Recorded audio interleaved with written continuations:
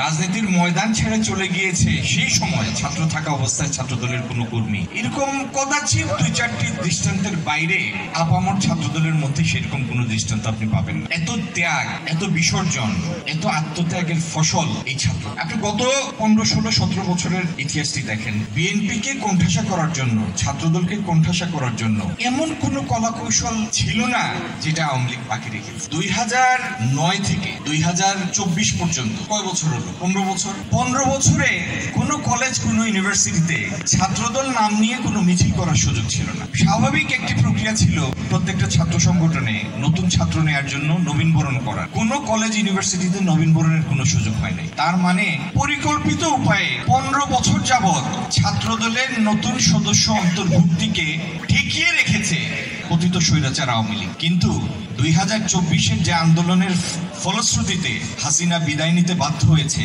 সেই আন্দোলনে সব থেকে বেশি আত্মাহুতির সংখ্যার সংগঠনের নাম হচ্ছে বাংলাদেশ জাতীয়তাবাদী ছাত্রদল।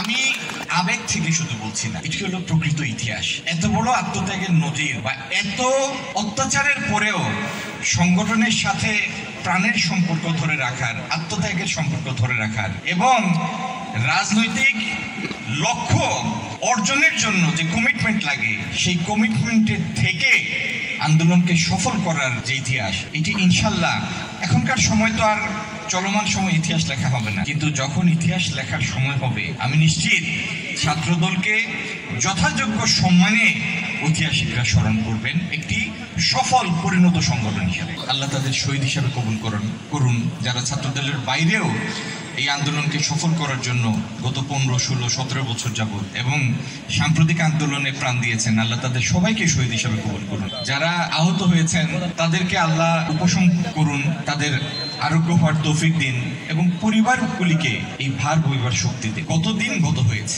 আগামী দিন এই ছাত্রদল, আমাদের অন্যান্য সংগঠন এবং বিএনপির কাছে মানুষের যে প্রত্যাশা, সেই প্রত্যাশা পূরণের পরীক্ষায় আমরা সফল হব কি না, সেটির উপর নির্ভর করবে আগামীর বাংলাদেশ দেশ হিসাবে সফল হবে কিনা। মানুষ কি কারণে এই দলের উপর এত প্রত্যাশা করে? কি কারণে? কারণ এই দলটির প্রতিষ্ঠাতা শহীদ জিয়াউর রহমান দেখিয়ে গিয়েছেন যে দেশটিকে তলাবিহীন ঝুড়ি বলে এটিকে ডিসকাউন্ট করে দিয়েছে পৃথিবীর তাবৎ বৃহৎ শক্তি, যে এই দেশের কোনো ভবিষ্যৎ নাই। অল্প দিনের মধ্যে এই দেশটিকে খাদ্যে স্বয়ংসম্পূর্ণ করে শিল্প উৎপাদনের জোয়ার এনে জাতীয়তাবাদী চেতনার সৃষ্টি করে মানুষের মধ্যে এই চেতনা তৈরি করেছেন।